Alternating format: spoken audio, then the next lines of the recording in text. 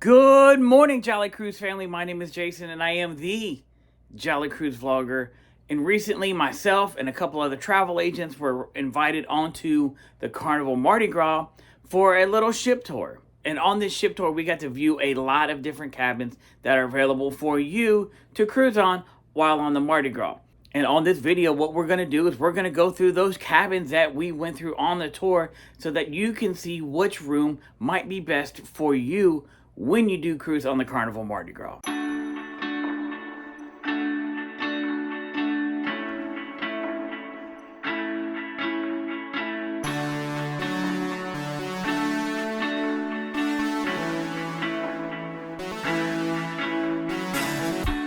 So sit back, grab you a cup of coffee, and let's take a tour of some of the cabins on the Carnival Mardi Gras. The inaugural sailing of the Carnival Mardi Gras was on July 31st of 2021, which was one of the first, if not the first, sailing of any Carnival ship after the COVID shutdown. Truthfully, I can get into the gross tonnage and how far the beam is and the height and the weight and all that other stuff, but honestly, that means nothing to me. What really means the most to me is how many passengers does it hold? There are 2,635 total guest staterooms. 82 of those are accessible staterooms. So based on 2 guests per stateroom, that's a total of 5,270 passengers. But at full occupancy, there's 6,619 total guests that can stay on the Mardi Gras. Obviously, we're not going to go through all 2,635 staterooms in this video, or it would be about 6 weeks long. But here's how those 2,635 rooms do break down as far as each individual category. We're going to start our cabin tour today with one of the most exclusive rooms that they have on the entire ship. It's cabin number 9501, which is an Excel Aft Suite, which is a category LS. As you walk in, on your left-hand side, you're going to come to the restroom, which is going to have one room that's going to have a sink and a toilet. The other room, which you can close off between the doors, is going to have a large sink and a walk-in shower, which that leads into the master bedroom, which is equipped with a large TV on the wall, set up for a king-size bed. It also does have a walk-through out onto the balcony. The balcony itself is almost 400 square foot and does include a private hot tub, a dining area, a day bed, and a sitting area all out there on the balcony. And let me tell you honestly, this is a fun place to have a party at here. You can definitely meet some people and bring them out here and have a great time with the room service. We've done that a couple times on this cruise ship and absolutely loved it.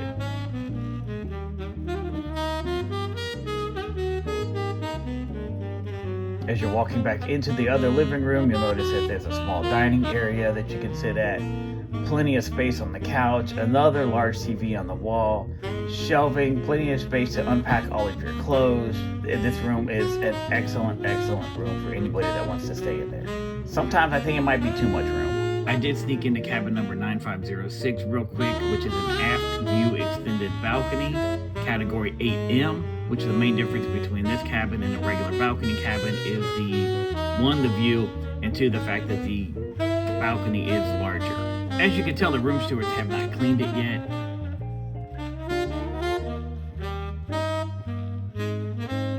We are now headed to the exclusive Havana area of the Mardi Gras. All the cabins in this area feature a Cuban-inspired decor. We're going to start with cabin number 8250, which is a Havana Cabana Suite. Like many of the other rooms, you start off, you walk into the left, there is a bathroom, which does have a nice corner shower, a large double sink. You walk into the main part of the room, there is a couch for seating that does fold out into a bed, a large lighted vanity mirror.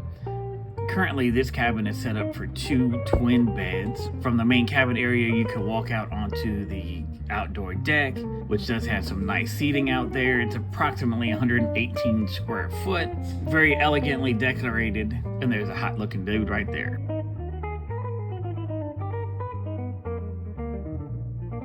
Being one that doesn't follow all of the rules all the time, I've popped my head into cabin 5357, which is an interior on deck 5, category 4B, just to give you an idea of what a regular standard interior room looks like.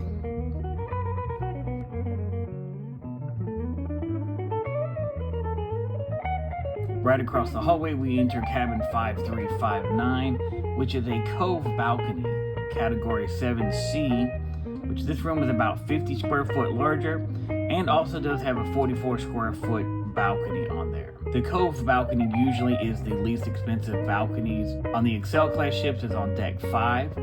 Some of the other ships, it's going to be on deck 2. You're going to have your cove balconies. So if you're looking for a balcony with not necessarily all the expense of a balcony, a cove balcony is definitely the way to go.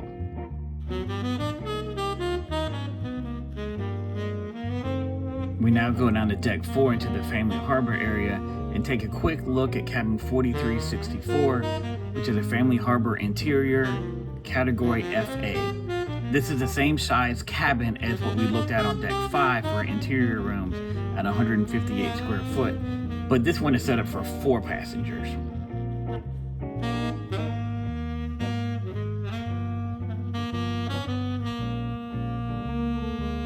Continuing on in the family harbor area, we have cabin 4342, which is a family harbor ocean view, category FE. This cabin is quite a bit larger than the interior. It does have about 243 square foot, a window, and also has a sofa bed.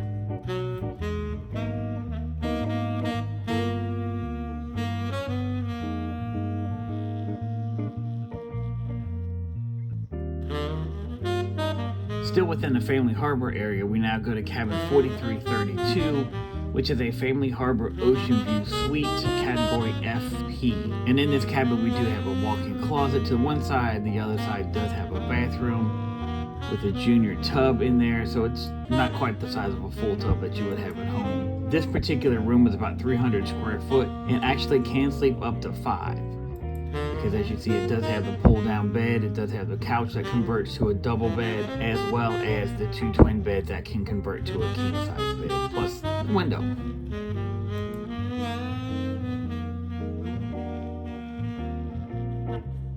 All the guests staying in the Family Harbor staterooms do have access to the Family Harbor Lounge. Included in the lounge is going to be a continental breakfast on port days from 6:30 to 9:30, or 7:30 to 10:30 on sea days. Got an afternoon snack from 3 to 5, plus evening milk and cookies from 7 to 9 p.m. every day in the lounge. As I mentioned earlier, there's 2,635 cabins on this ship. There is no way to cover each and every one of them. But I did want to give you a sampling of some of the cabins that are available on this ship, so that when you go on the Mardi Gras, you know exactly what you're looking for.